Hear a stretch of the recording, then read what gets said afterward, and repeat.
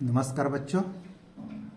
अभी हम बात करेंगे अपवर्तक और अपवर्त में अंतर, difference between factors and multiples, यानी गुणनखंड और गुणज में अंतर।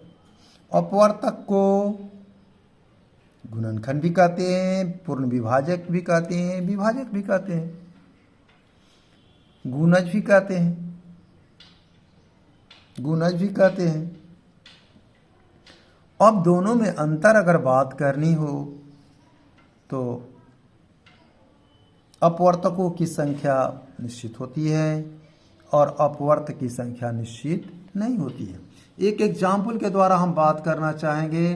जैसे हम देखते हैं यहाँ 8 के अपवर्तक, 8 का अपवर्तक 1, 2, 4 और 8 हुए, और 8 का ही अपवर्त गुणज की बात करते हैं 8, 16, 24, 32, 40, 48 आगे आगे तक और होंगे। ये फिक्स नहीं है, जबकि यहाँ अपवर्तकों की संख्या 4 है, फिक्स है। सबसे बड़ा अपवर्तक जो होता है वह संख्या हो रहा है, और यहाँ सबसे छोटा अपवर्तक 1 हो रहा है। जबकि यहाँ देख रहे हैं कि सबसे छोटा अपवर्त गुणज वह संख्या 8 हो रहा है, और सबसे बड़ा तो पता ही नहीं। इसकी संख्या निश्चित है, इसकी संख्या निश्चित नहीं है। इसी प्रकार एक और एग्जाम्पल लेंगे 12 का। 12 के अपवर्तक की बात करते हैं, 1, 2, 3, 4, 6 और 12 है। जबकि 12 के अपवर्त की बात करते हैं 12, 24, 36, 48 आगे आगे तक जाएंगे। इसकी संख्या निश्चित नहीं होती है, इसकी निश्चित होती है।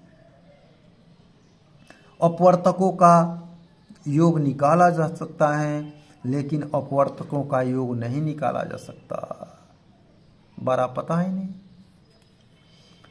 अब 8 और 12 का लघुत्तम समअपवर्तक की बात करें तो पहले समअपवर्तक निकालते हैं। 8 और 12 का समअपवर्तक क्या होगा? 8 और 12 का समअपवर्तक, 8 और 12 का समअपवर्तक 1, 2, 4 हुआ।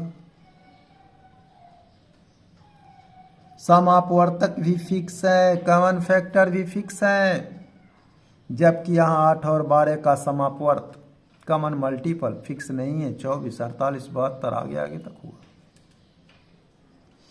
8 और 12 का लघुत्तम समअपवर्तक LCF 1 होगा।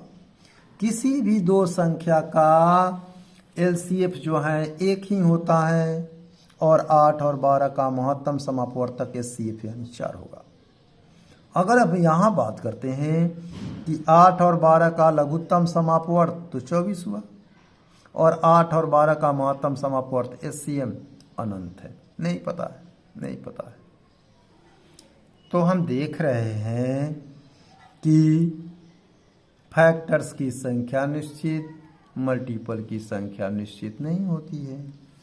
अगला देखते हैं कि सबसे बड़ा अपवर्तक वह संख्या स्वयं होता है, वह संख्या स्वयं। अपवर्तकों की संख्या निश्चित SCF, जिसे मशक कहते हैं, महत्तम समअपवर्तक कहते हैं। कभी भी महत्तम समअपवर्तक को सिर्फ महत्तम करने की भूल नहीं करेंगे। इसी प्रकार सबसे छोटा अपवर्त वह संख्या स्वयं होता है, अपवर्त की संख्या निश्चित होती है।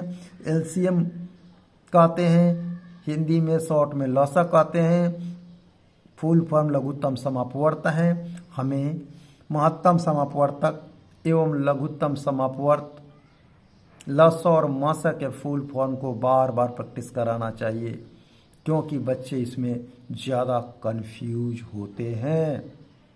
धन्यवाद।